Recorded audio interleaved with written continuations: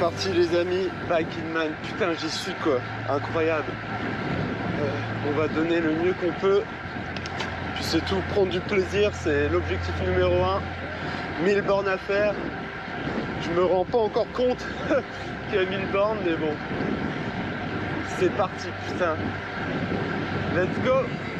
Pas passer la meilleure nuit de ma vie, surtout qu'on part à 5h du mat, mais bon, c'est la même chose pour tout le monde, donc il n'y a plus qu'à maintenant, hein.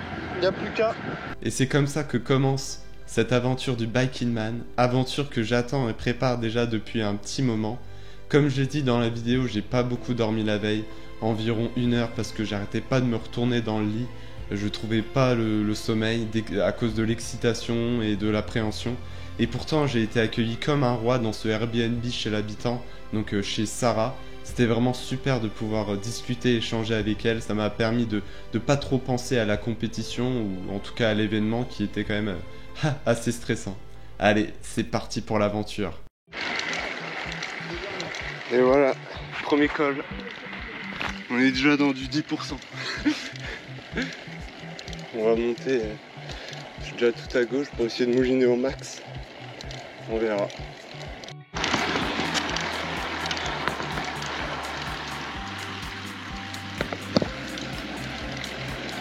On est bientôt en haut du col. Il reste peut-être 200 mètres. On a évité une petite pluie. Je vous ai pas filmé la descente, mais elle était vraiment sympa. Après moi, je prends vraiment pas de risque.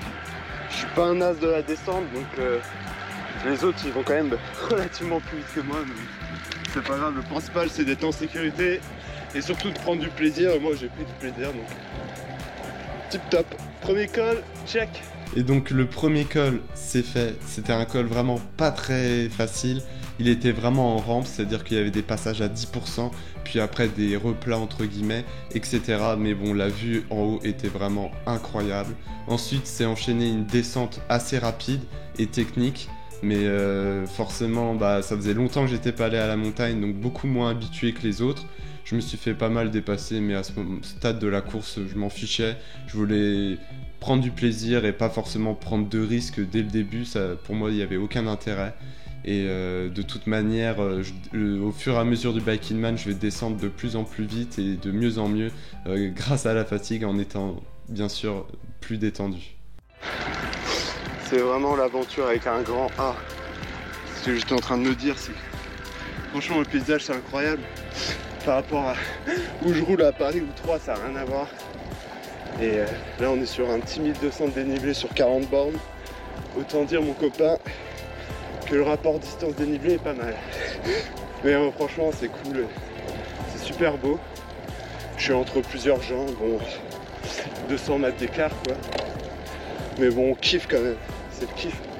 Pour l'instant franchement c'est le kiff. De toute façon je gère la puissance, je fais pas le fifou.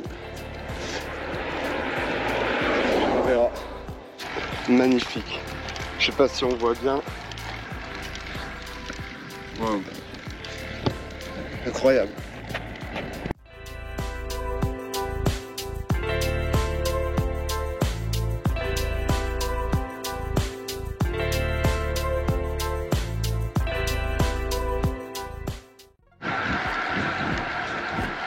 Bon la descente c'est fini.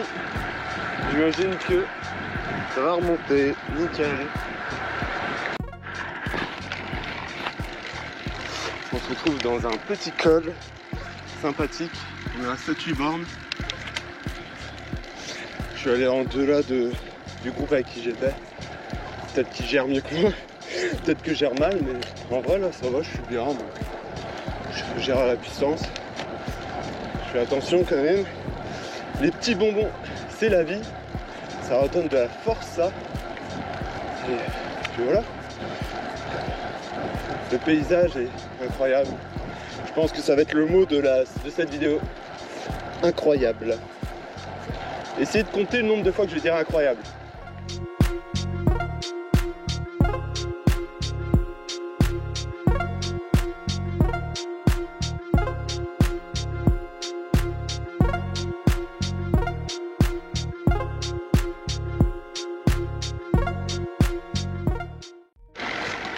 On va bientôt arriver en haut du col. La vue, c'est ouf. Là, je kiffe cet effort, c'est cool. C'est un col plutôt régulier. On comprend le rythme. Tranquillement. On n'oublie pas de s'alimenter. Là, je me mange des petits bonbons, des petits crocodiles. Ça fait grave le taf. Regardez-moi ça. Petite montagne bien rocailleuse juste en face. Je sais pas si on la voit. C'est grave beau.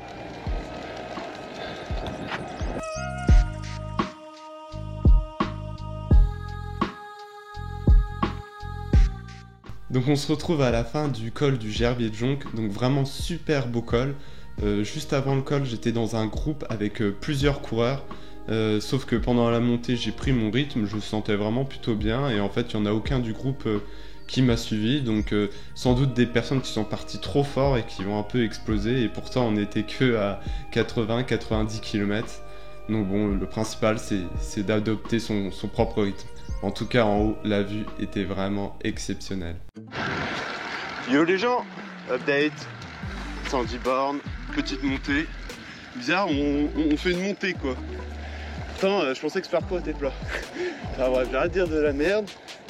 Et j'ai croisé un Marshall, enfin c'est les gens en moto qui nous suivent un peu. Il m'a demandé si j'avais froid. Je lui ai dit, mon copain, ça fait 2 semaines qu'il fait que flotter dans le nord. Donc moi je suis peut-être pas acclimaté forcément à la chaleur, mais je suis acclimaté au froid. Donc franchement j'ai pas froid. Petit tour de cou, petite jambière, petite merde. Putain je sais même plus comment on appelle ça. Enfin bref, les jambières pour les bras. Et tout va bien. Tout va bien. On monte. C'est magnifique, franchement ça. Par rapport à Calais-Marseille, Calais-Marseille c'était incroyable aussi parce que c'était ma première longue distance, c'était solo, c'était... Voilà. Mais c'était peut-être plus long. Enfin après là je suis qu'au début, hein. Faut pas que je m'enjaille. Mais là, tout le parcours est incroyable, super beau et ouais, je vois pas trop les heures passer pour l'instant, donc c'est top. Ça fait déjà, je crois 4h30, 5h que je pédale. J'ai fait qu'une mini pause pour pisser. En plus parce que j'avais déraillé. Super. Et du coup voilà. Là je profite à fond. Tant que c'est comme ça, ça va. Allez, à tout à l'heure. On est pas mal là. Après une petite côte de 6 bornes. Papa. Col du cross de Boutazon. Voilà, c'est ce col là. Magnifique. Incroyable. Incroyable. Et nous rentrons dans le circuit du Val d'Allier. Voilà. On est vénère. On vient de passer une grande ville. Et je me suis toujours pas arrêté. Enfin, un coup, juste 1 minute ou 2 pour remplir mes cours dans un cimetière. Mais sinon, pour l'instant, je m'alimente sur le vélo. Donc ça va. Rien à dire. Je ferai peut-être une pause avant le CP1, je sais pas, je vais voir. Pour manger un sandwich. Donc je vois.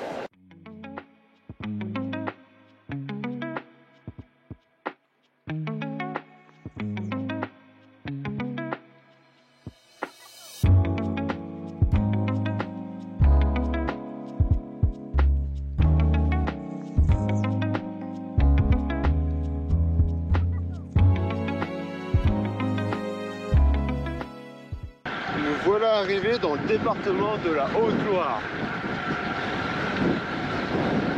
Bon, je peux vous dire qu'il y a du vent. Et il n'est pas dans le dos. Il y a des bonnes rafales. Mais bon, on fait avec. Le paysage est un peu moins vallonné, mais ça reste très joli.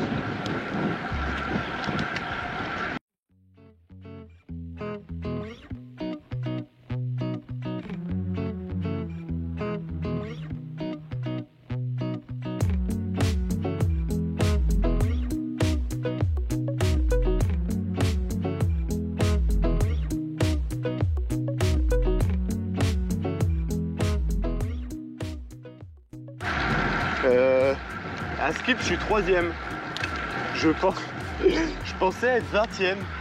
Genre, je m'en foutais complètement. Je me dis, putain, le nombre de personnes qui m'ont doublé au début. Mais en fait, je les ai rattrapés petit à petit. Et. Putain, je suis choqué. Enfin bon, on verra, on s'emballe pas. On va arriver au CP1 dans 5 km. Mais je pensais pas du tout. En plus, ça va, je gère. Hein. Enfin.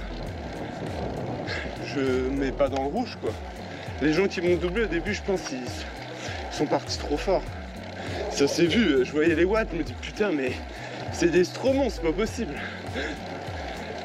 Bon, après, il y a quand même 2 stromons devant moi. Et eux, ils sont pas là pour faire des vidéos et enfiler des perles.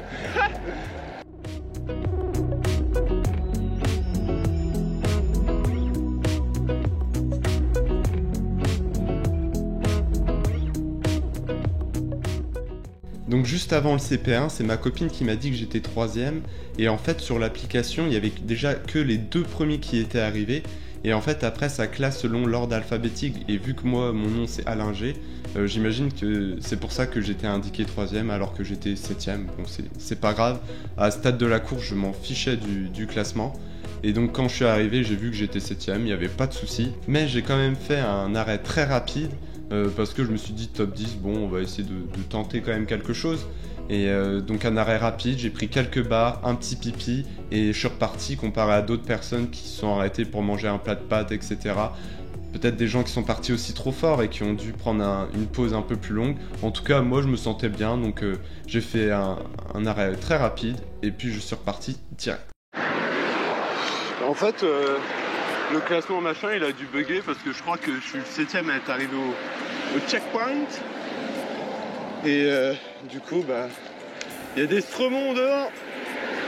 J'ai pas trop filmé parlé parce que je me suis un peu dépêché de recharger, boire un Coca Express.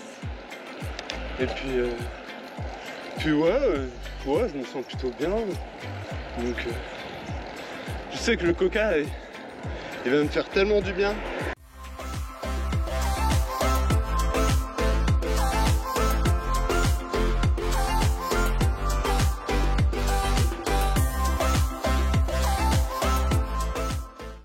C'est parti pour le col du pas de Pérol, col de Sèvres.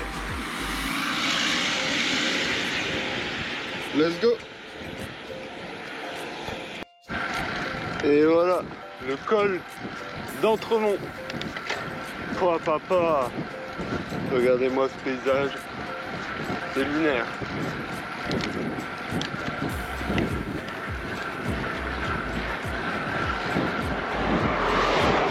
Regardez-moi ça. Mais j'espère que vous voyez ce que je vois là. Papa, c'est incroyable.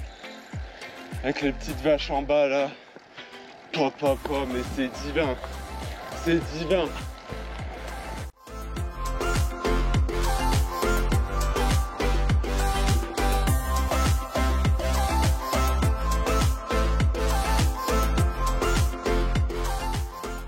Regardez-moi ça. Là. Putain. C'est fou. C'est fou. Bon, la fin du col est pas facile. Hein. Punaise. Mais ça vaut le coup. Hein. C'est tellement beau. Donc juste après le CP1, j'ai été suivi par Loris, donc on a roulé ensemble, je pense 1 heure, j'ai du mal à estimer, mais c'était vraiment sympa, quelqu'un de très sympathique, puis c'est un champion, hein, il a déjà gagné un Biking Man l'année dernière. Au bout d'un moment, juste avant le col du Puy-Marie, il est parti à son rythme, j'ai pas essayé de le suivre parce que sinon j'allais exploser. Et juste avant ce col également, je me suis arrêté dans une petite auberge pour acheter un sandwich et pour boire un coca. Donc ça, je voulais pas filmer. J'ai rencontré des gens vraiment super sympas, même si c'était une toute petite pause. C'était vraiment super sympathique. Puis après, ce col du Puy-Marie, vraiment exceptionnel. D'une beauté, c'est je pense, l'un des endroits les plus beaux de ce Biking Man. Arrivé à la descente, après une descente une descente assez technique et froide. Et en fait, tout en bas de la descente, j'ai rejoint Loris qui lui s'était arrêté à un spar. Donc je me suis arrêté au même spar pour faire le plein. Il était 19h et donc il fallait faire le plein de nourriture pour la nuit. Et arrivé là, en fait, je suis parti plus tôt que lui, après cet arrêt pour acheter à manger. Et donc j'ai grappillé à ce moment-là une place. Bon, descendre du Puy-Marie, ça va très vite et c'est assez dangereux, je trouve. C'est vraiment un col compliqué, complicado. Et là, je me suis arrêté à une petite supérette pour faire le plein de bouffe pour la nuit. Donc là je suis au max. Normalement la nuit j'ai 2 sandwichs, paquet de machin, plein de bars. Il n'y a pas de raison, j'ai même des tucs. Donc il n'y a pas de raison que ça passe pas. La nuit, on va manger ça petit à petit et pas faire des gros repas. Allez, à tout à l'heure. Nouveau petit col. Papa. Encore une dinguerie.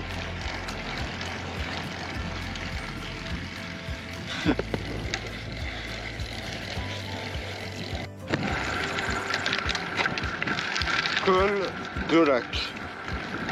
Wow. Incroyable.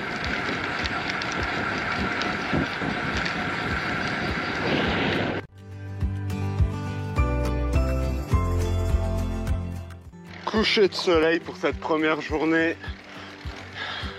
Magnifique. En haut d'un petit col. Enfin, je sais pas si c'est un col, mais c'est une bonne montée. Hein. Ça monte bien. Donc, cette nuit au programme, nuit blanche. Peut-être une sieste, on verra. Je vais essayer de gérer. On verra. De toute façon, je vous tiens au jus. Yes, I. Donc on arrive à la fin de cette première journée du Biking Man. Vraiment je me sentais plutôt bien dans cette début de soirée. Vraiment très bien. D'ailleurs je pense que c'est là où j'ai appuyé le plus sur les pédales. J'avais vraiment de super bonnes sensations. Et j'ai dû doubler deux personnes je crois. Je pourrais même plus vous dire. Je regardais même pas le classement encore à ce moment-là. J'étais juste concentré sur mon effort et sur la beauté du paysage. Franchement c'était incroyable ce coucher de soleil. Et c'était parti pour la nuit, donc sans doute une nuit blanche. À 23h lundi soir, la barre des 400 km est dépassée pour les leaders. Le premier, Émilien Mottet, est hors de portée, mais un petit groupe de coureurs est en embuscade sans s'arrêter de pédaler. Bon, le premier, il a l'air ultra costaud. Déjà, si j'arrive à bien gérer mon effort, à passer une bonne nuit, on verra demain. De toute façon, comme on dit, cette course, elle commence aux 700 km. C'est là où il y aura les vraies difficultés, quoi. Et où les gens, on se retrouve 23h. J'ai doublé le deuxième, en fait, il y a 1h30. En fait. Du coup, je suis deuxième. Je suis choqué. Après, c'est loin d'être fini, hein, clairement. Mais voilà, du coup, ils sont venus me filmer et tout. Grave drôle. Ils m'ont demandé est-ce que tu veux le chasser le premier et tout. Ouais, j'ai dit oui, mais bon, ouais. Ça a l'air d'être une machine, le gars. Je suis pas sûr que je vais y arriver. En tout cas, là, ça va, je me sens bien. Donc, on continue. On se fait plaisir, même si c'est la nuit. Ça va, je crois que c'est l'endroit du parcours où c'est pas forcément le plus beau. C'est assez plat. Donc c'est cool. Enfin, c'est cool que ça soit pendant la nuit. Et je gère toujours. Je continue à m'alimenter. Là, je suis plutôt plein en eau, donc c'est cool ça. Et voilà. On va passer une bonne nuit. Je vais mettre de la musique, je pense. La nuit, j'aime bien mettre de la musique, ça rassure, entre guillemets. Enfin, je sais pas, j'aime bien. Bref. Je vous raconte ma life. Maintenant, je suis un peu tout seul. Mais c'est cool, j'ai plein de messages de ma copine, des amis. Ça pousse, hein. Ça donne des ailes. Mais bon, faut faire attention parce que, comme j'ai dit, on est très loin de l'arrivée. Il y a énormément de choses qui peuvent se passer. Mais si je gère, on va le faire, on verra. tout cas là je suis pas fatigué, j'ai pas envie de dormir donc ça va. Petite update, passage à plus de 20% pendant un petit moment. Sacré pétard le bordel. J'y suis encore là. On est sûr de combien? On est au moins... Oh plus de 10. Dis n'importe quoi le compteur. Oh un raton laveur. Des barres. Là on est à 15. Oh.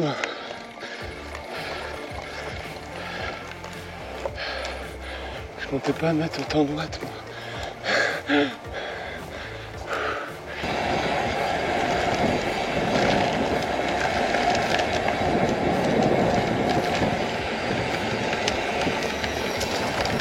Donc comme je vous l'ai dit, je me sentais vraiment bien pendant cette nuit, j'ai bien appuyé sur les pédales, la première partie de la nuit, mais la seconde partie, je pense que j'ai eu un retour de bâton, je me sentais beaucoup moins bien, fatigué, avec le froid en plus. Donc en fait je me suis arrêté 10 minutes pour faire une sieste sur un banc à côté d'une église, et au moment où je me suis réveillé, en fait un des concurrents que j'avais doublé est passé, donc je me suis dépêché pour pouvoir rouler un petit peu avec lui. On a dû rouler une demi-heure, quelque chose comme ça, et en fait lui il s'est arrêté après pour dormir 1 heure je crois, et en fait j'ai continué par la suite. Donc une nuit très froide, assez froide. Et arrivé au petit matin, en fait, je me suis arrêté dans une boulangerie où j'ai acheté un Coca et un Red Bull que j'ai bu, et j'ai acheté également des bonbons. Et puis c'était parti pour la deuxième journée. Bien sûr, le froid a commencé à s'atténuer, donc c'était de bon augure. Bon bah, update, on est le matin.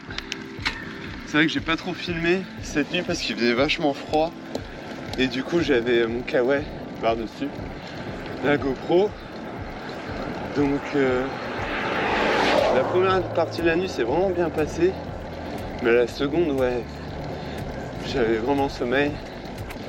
Donc j'ai fait une sieste de 10 minutes, ça va mieux, mais bon, je pense qu'au CP2, d'ici un peu plus de 100 bornes, je referai une petite sieste. Là je viens de me taper un Coca et des sandwichs.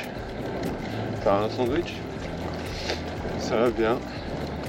Ce qu'il me fallait, un truc pas sucré, un truc un peu salé là, pour changer. Mais bon. Mais là il fait très froid, enfin il fait froid. J'ai fait une descente. Ça faisait vraiment froid. Mais bon. Je crois que je suis deuxième, je suis pas sûr. Donc je continue, on verra. Le plus gros arrive bientôt. Bon, je pensais pas du tout être deuxième. J'ai géré le truc sans trop penser aux autres. Et je pense que c'est le mieux à faire. Sinon on peut vite exploser. De retour, j'avais plus de batterie. Du coup j'ai changé la batterie au CP2, je suis désolé. On n'a pas pu voir ce qui s'est passé. Entre temps, j'ai crevé 2 fois à l'arrière. Donc là, si vous voulez, j'ai une chambre à air de 23 à l'arrière alors que c'est un pneu de 25. Donc la matinée est passée, bien, je suis désolé, j'ai pas pu filmer parce que j'avais plus de batterie dans la GoPro et je voulais pas m'arrêter pour prendre du temps pour ça, parce que là le classement était un petit peu plus important à partir de ce moment de la course. Malheureusement, avant le CP2, j'ai crevé une première fois, donc j'ai pas paniqué, j'ai pris mon temps, j'ai essayé de bien vérifier le pneu, etc., changer la chambre à air, c'est tout. Mais en fait, 5 km après, une deuxième crevaison, toujours la roue arrière. Donc là, je me suis dit, oula, il y a peut-être un problème. Et en fait, ce que j'avais pas vu, c'est qu'il y avait une petite épine qui était rentrée dans mon pneu, qui a entraîné cette deuxième crevaison. Donc cette fois-ci, j'ai pu voir l'épine, je l'ai retirée. Et du coup j'étais soulagé, je me suis dit bon c'est à cause de ça que j'ai crevé la deuxième fois. Je remets la chambre à air, je regonfle, et là ce qui se passe en fait c'est que une partie de ma pompe est restée coincée dans la valve de la chambre à air. Déjà qu'il faut savoir que cette chambre à air c'était la deuxième et j'en avais que 2, et c'était une chambre à air en fait pour pneus de 25, parce que j'en avais une pour pneus de 28 et une pour pneus de 25 parce que j'ai des pneus 25 à l'avant, 28 à l'arrière. Et du coup déjà ça c'est pas du tout optimal parce que le pneu du coup il est pas très bien gonflé, il était pas très dur, pour le rendement c'est pas ouf mais bon, on fait avec. Et en fait, comme je l'ai dit, il y a une partie de la pompe que j'utilisais qui est restée coincée dans la valve. Et j'ai su après qu'en fait que la valve s'était cassée dans la partie de ma pompe. Et du coup, j'étais vraiment pas bien. Je me suis dit, si ça lâche, bah c'est fini pour moi. En tout cas, il aurait fallu que je trouve une autre chambre à air, je sais pas où, acheter ça, je sais pas où. Enfin, ça aurait été une galère. Et donc, à ce moment-là, j'ai serré les fesses pour que ça passe. Donc malgré cet incident, je suis arrivé au CP2, j'ai essayé de voir, j'ai démonté la roue pour essayer de voir si je pouvais pas retirer la partie de la pompe. Et au final, j'ai pris la décision de laisser cette partie et comme je l'ai dit, de serrer les fesses pour que ça passe. Sinon, au CP2, j'ai fait encore un arrêt express. J'ai pris juste un coca, des barres et je suis reparti. Il y a un élément de la pompe qui est resté coincé dans l'embout. Donc autant vous dire que là c'est un peu critique. On va prier pour que ça tienne. Et, putain, ça fait 3 ans que j'ai pas crevé, il faut que ça arrive maintenant quoi. Sinon ça va. Je sais pas si je vous l'avais dit, j'ai fait une micro-sieste de 10 minutes. Ça allait mieux. Puis là deuxième du coup, avec une demi-heure d'avance. Troisième. On verra parce que là c'est le plus gros morceau qui reste. Donc là il va falloir gérer. Et puis voilà, ça va être gestion.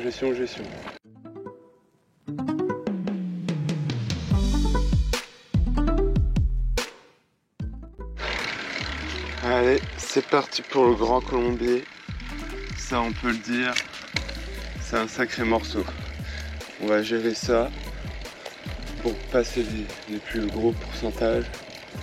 Let's go. Les Grands Colombiers, ceux qui savent, c'est qu'est-ce que des rampes à 15%. Mais ça va, ça passe. Et c'est bizarre parce que je me sens moins fatigué du coup. J'ai plus de sommeil. Ça doit activer à mort mon système sympathique. En mode alerte rouge les gars. Mort imminente. Mais bon, ça va.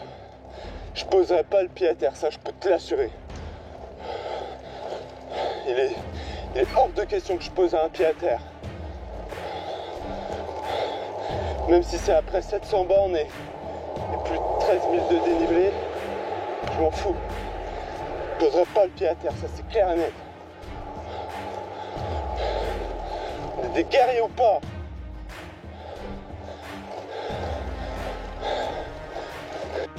En fait, c'est des pentes à 25%, bordel.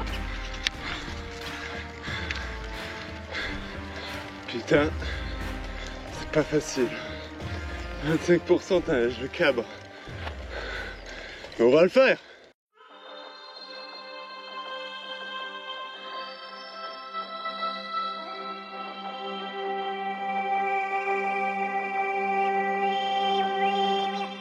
Oh mon gars.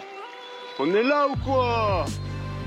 14h30, finito le Grand Colombier.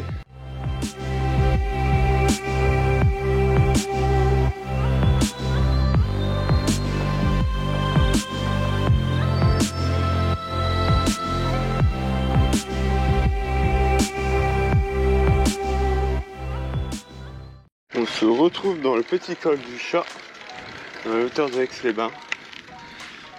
Je suis allé chercher à boire dans un cimetière et j'ai mangé un sandwich que j'avais préparé, mais là je ferai tout pour avoir un coca bien frais.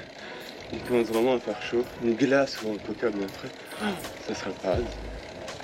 On va essayer de trouver un commerce dans pas longtemps, ce serait cool. Manger un truc frais, ah ouais, ce serait trop bien. Allez, peut-être à tout à l'heure. Donc on a longé le lac du Bourget, à côté de Aix-les-Bains. Super vue sur le lac, c'était vraiment incroyable pour les yeux. Ensuite on est arrivé à Chambéry. À Chambéry j'ai pris la décision, parce qu'il était 18h et quelques, je crois, quasi 19h, de m'arrêter à une boulangerie pour manger et faire le plein de nourriture pour la nuit. J'ai pris beaucoup à manger, peut-être trop. La dame de la boulangerie, elle m'a vu commencer à manger la salade de fruits à la main. Elle s'est dit, mais qu'est-ce qu'il fait lui? Du coup, elle m'a donné une cuillère, super gentille la dame, franchement, je la remercie encore. Puis elle m'a offert un café, c'est pour vous dire. Même si j'ai fait un arrêt express, franchement, c'était un super arrêt parce que j'ai pu un tout petit peu discuter avec elle, donc super, avant d'entamer le col du Granon. Ah oui, et ce que je vous avais pas dit, c'est que j'ai pu acheter un wrap poulet, je sais plus quoi. Il était incroyable et peut-être qu'il y en a qui savent s'ils regardent cette vidéo, je suis fan des wraps, donc là j'étais refait. Petit point sur la situation. À Skip, le troisième, il est à 13 bornes de moi. Donc ça veut tout et rien dire parce que si c'est 13 bornes de col, ça fait beaucoup. Mais si c'est 13 bornes de plat, ça fait une demi-heure. Une petite demi-heure. Et le mec devant, je sais pas trop. Je crois que c'est 7 bornes de col, je crois qu'il est à 16 km. Donc bon. Autant dire que ça va être compliqué de le rattraper. Et voilà, vous avez ce qu'on va gravir à l'instant, là, sous les yeux, en face de vous.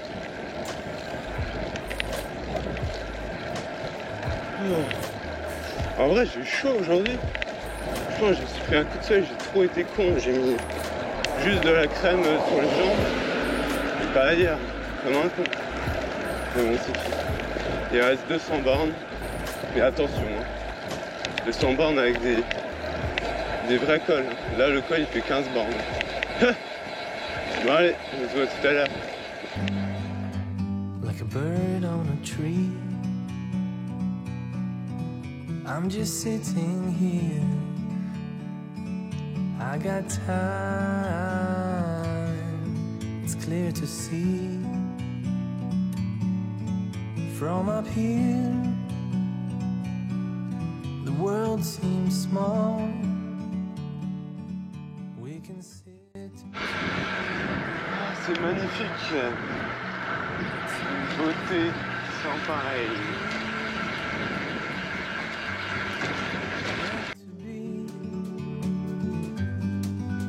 Great outdoors,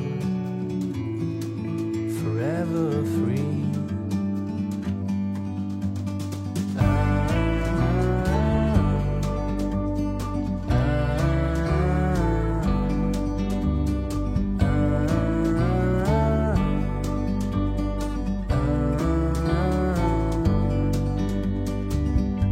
Sometimes you need to go. Bon bah update, je me suis fait doubler. Il a la meilleure patte que moi, ça c'est clair. Hein. Faut pas se mentir. Après à tout moment il peut exploser parce que hier je l'ai déposé dans des gros pétards, donc à voir. Je vous tiens au courant. En fait, juste après la descente du Granon, il y a le Belge Antoine qui m'a rattrapé en fait. Il était vraiment plus fort que moi à ce moment-là. On a roulé un petit peu ensemble, peut-être, je sais pas, 10 minutes, un quart d'heure grand max. J'ai du mal à estimer encore une fois. Mais vraiment sympa. Et en fait, il a pris un autre rythme que j'ai pas pu suivre, ou en tout cas, j'ai pas voulu suivre pour pas exploser. Et je me suis dit, bon, il reste quand même 200 km à peu près. Il restait un tout petit peu moins, mais énormément de col. Donc je me suis dit, peut-être que je rattraperai, peut-être que non. En tout cas, si je le suis, je vais sans doute exploser. Cucheron. C'est parti pour la descente. Col de porte, 1326 mètres. Let's go la descente.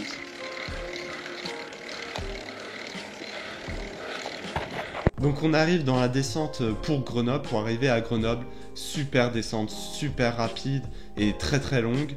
Mais vraiment, c'était vraiment un moment incroyable. Sauf que dans cette descente, j'ai perdu un gant et une jambière.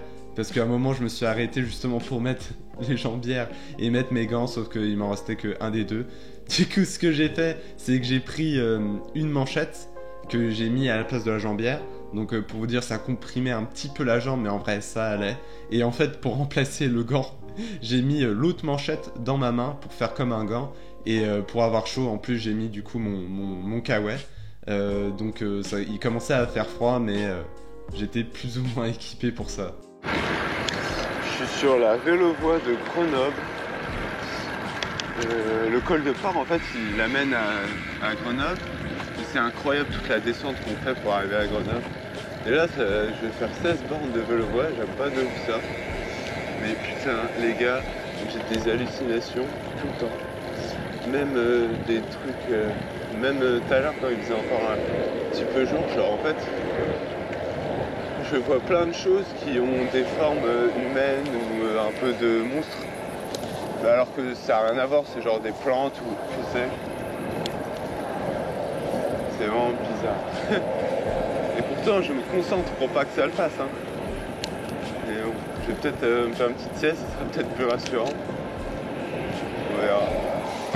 Donc on arrive à Grenoble. Ce que je vous ai pas dit dans la descente, je commençais à avoir des hallucinations parce que le jour commençait à tomber et dès qu'il commençait à faire un peu sombre, tout commençait un peu à bouger autour de moi, donc les hallucinations arrivaient.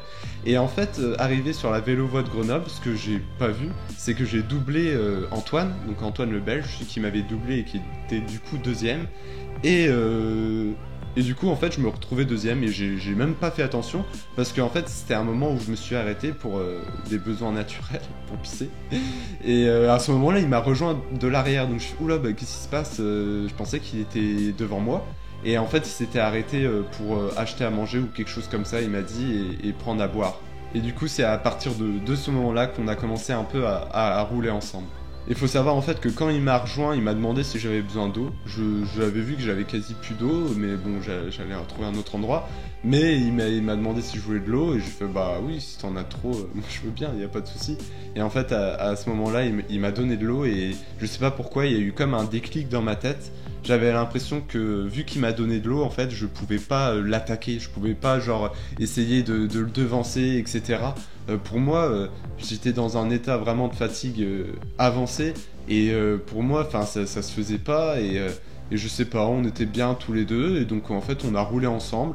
On s'est pas attaqué ni lui ni moi. Je sais pas si, je pense qu'il se sentait pas très bien non plus, autant que moi. Hein.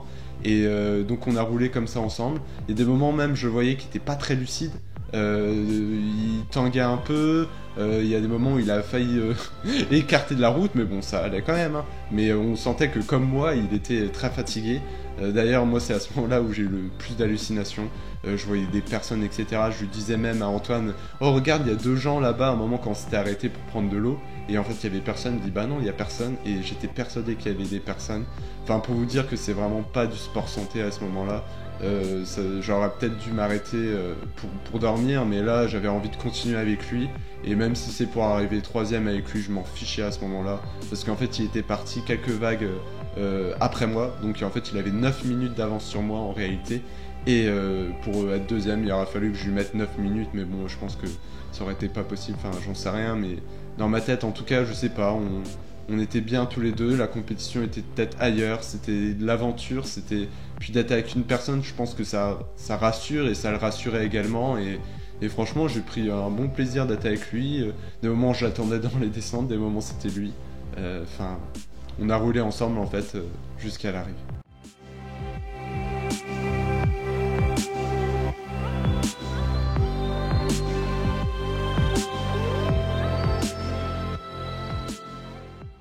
Donc on a roulé ensemble, comme j'ai dit, jusqu'à l'arrivée, jusqu'à ce col de bataille. C'est vraiment très dur comme col, et il était interminable, on rigolait bien là-dessus avec Antoine, franchement c'était un super moment. Et en fait dans la descente, je lui ai dit bah vas-y, passe devant, comme ça ils poseront pas de questions. Je me suis arrêté pour faire un petit pipi, et comme ça il arrive un peu avant moi. Et en vrai je m'en fichais à ce moment-là, 2ème, 3ème.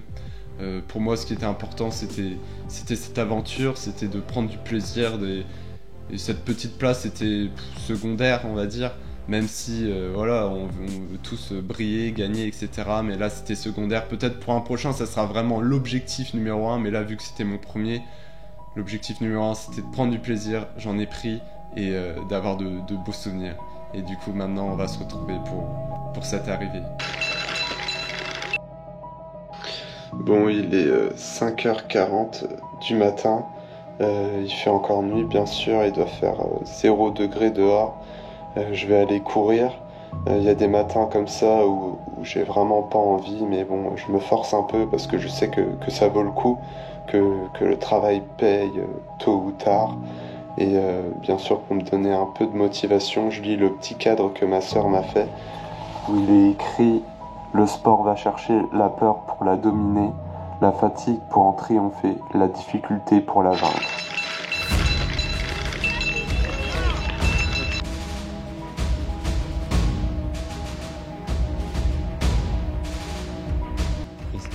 Au début, je m'en fichais un peu, je faisais mon rythme, je gérais, même s'il y en a qui sont partis très très fort. Et en fait, au CP1, quand j'ai su que j'étais top 10, un truc comme ça, je fais bon, bah tiens, on va essayer de voir ce que ça peut donner. Et du coup, bah forcément, pour gagner du temps, on réduit les pauses. Et du coup, ça a donné ce que ça a donné, quoi, le troisième.